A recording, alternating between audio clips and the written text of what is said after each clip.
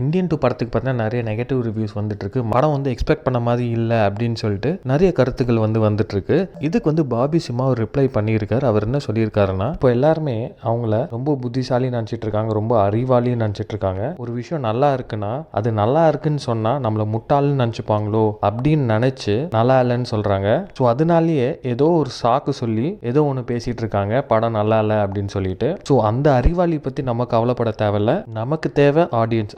அவங்களுக்கு பிடிச்சிருக்கா, அவங்களுக்கு புரிஞ்சிருச்சா, அதுதான் நமக்கு தேவை. அந்த ஃபேமிலி க்ரௌட் பார்த்தீங்கனாலே உங்களுக்கு தெரியும், நமக்கு அவங்க தான் தேவை. அறிவாளிங்க தேவையில்லை. அறிவாளிங்க அவங்க அறிவை வச்சுட்டு ஏதாவது பண்ணிக்கிட்டோம். ஸோ இதை தான் பாபி சிம்மா சொல்லியிருக்காங்க. இதை பாபி சிம்மா சொன்ன உடனே பார்த்தீங்கன்னா நிறைய பேர் இதுக்கு பாபி சிம்மா மேலே நெகட்டிவாக கமெண்ட் பண்ணிட்டு வந்துட்டு இருக்காங்க.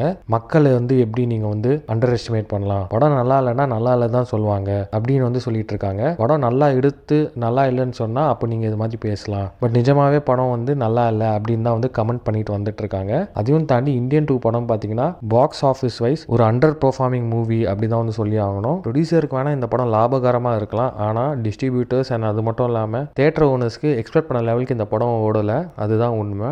இதனால இந்தியன் 3 படத்துக்கு எந்த மாதிரி பாதிப்பு இருக்குது அப்படின்னு வெயிட் பண்ணி தான் பார்க்கணும். நீங்கள் இதை பற்றி நினைக்கிறீங்க அப்படின்னு கமெண்ட் பாக்ஸில் கமெண்ட் பண்ணி இந்த வீடியோ பிடிச்சி லைக் பண்ணுங்கள், ஷேர் பண்ணுங்கள், மறக்காம வீடியோக்கு சப்ஸ்கிரைப் பண்ணிட்டு அப்படி இந்த பெல் ஐக்கானையும் கிளிக் பண்ணுங்கள்.